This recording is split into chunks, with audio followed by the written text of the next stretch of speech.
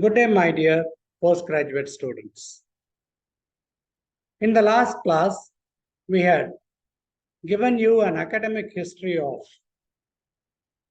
a resected specimen and the section taken from it. This was from a 38-year-old male with hypertension. I would like to thank the Japanese Society of Pathology for the wonderful contribution of the specimen. Time permits, kindly go to it and acknowledge them. And this is the fifth class for glide the slide. Now, what are we seeing on the screen? I would like you people to kindly describe. In fact, it would be pertinent if you could describe the slide by yourself, write a complete description of it. Once we write, we commit. Once we commit, we learn.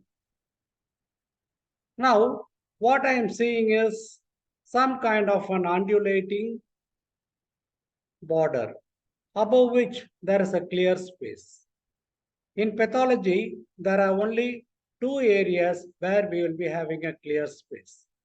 One is the surface and the second is a lumen. Lower down, I am finding something similar to a blood clot. So please recollect our class on the thrombus. Again, lower down, I am finding a loose connective tissue.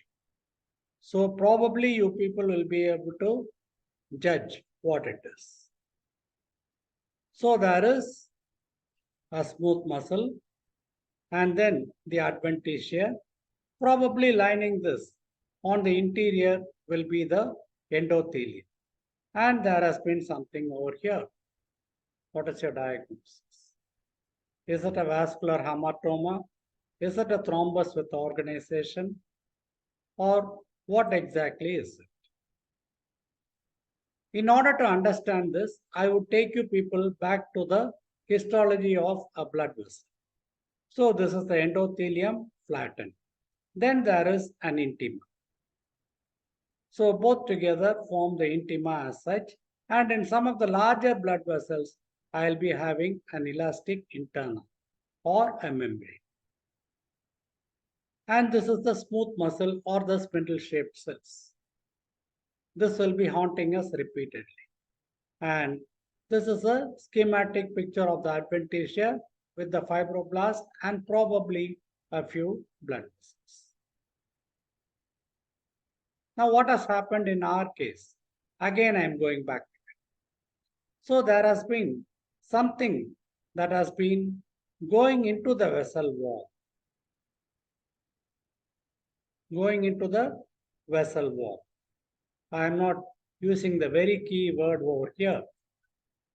And this is again a schematic picture of the same, wherein there has been a lesion. Now, obviously, you people should be able to make a diagnosis. There is a tear and there is an entry. A false lumen has been created and there is a thrombus that is forming inside the false lumen. They have very ardently proceeded with the surgery and provided a graft. So this is the story of it. And this is the classification. The diagnosis is here, obviously. So it is a dissecting aneurysm of the aorta. Robbins calls it a misnomer because there is no dilatation as such. And he prefers the word dissecting hematoma. The classification, put it very simply, in the first two pictures, I am finding the ascending and the arch of the aorta being involved. Whereas in the third, it is restricted to the descending aorta, which might be thoracic or abdominal. And this is called as Debye's or Stanford classification of aortic dissection. So there is an intimal tear, the blood goes around it, it accumulates and stays as it is. You people know the problem of it. If there is going to be a rupture to the external, there is going to be a profuse hemorrhage, the patient will die instantaneously. Or in some cases, if the patient is lucky, it can again cause a tear over here, re-enter the aorta, and it will be causing a typical lesion, which I shall be describing. Now look at the specimen over here. I hope this is the intima and it has been roughened. Probably there has been an earlier lesion of an atherosclerosis or some hyperdynamic circulation which has caused a profuse damage.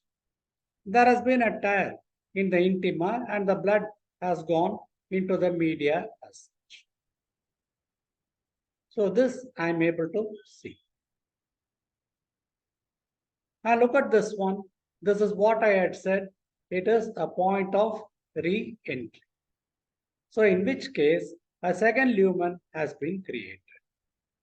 And when a section is taken out of this, probably this bit of a tissue has been removed and replaced by a venous graft, patient being supported by a lesser blood pressure. So this is a double-barreled aorta. And when I say double-barreled aorta, it is this. There are some guns which have got two barrels and hence the name, the double-barreled aorta. Now this again is a resected specimen. Part of the arch of the aorta, the major blood vessels ascending from there, and a segment of the dissected hematoma or the aneurysm have been resected. And when I look at a section of it, obviously, so this is going to be a media, this is the intima over here. Externally, there can be the adventitia, and then there is a collection of altered blood. That is why I'm getting a brownish tinge over here. So it is a section of a dissecting hematoma or aneurysm of the aorta. Now, why does this happen? It is fundamentally because of some weakness in the connective tissue. It can be because of a medial necrosis or a degeneration. We call it cystic medial degeneration. So, now what are the predisposing conditions for the aortic dissection? Thanks to this particular reference, they are given a wonderful panel of things. So you can make use of it even for a theory answer of yours. But I'm interested in hypertension. So there are some conditions with hyperdynamic circulation. I would advise you people to kindly go back to my class on Marfan syndrome. There can be the connective tissue disorders, and the author mentions the Marfan syndrome, Ehlers-Danlos syndrome, etc., bicuspid aortic valve, all of which are causing a shearing force and then a dissection. Next can be the vasculitis, the others.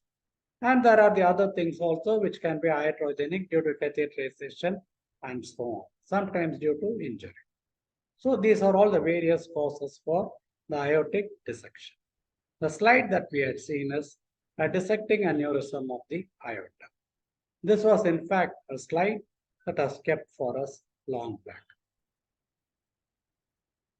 We shall glide to the next slide.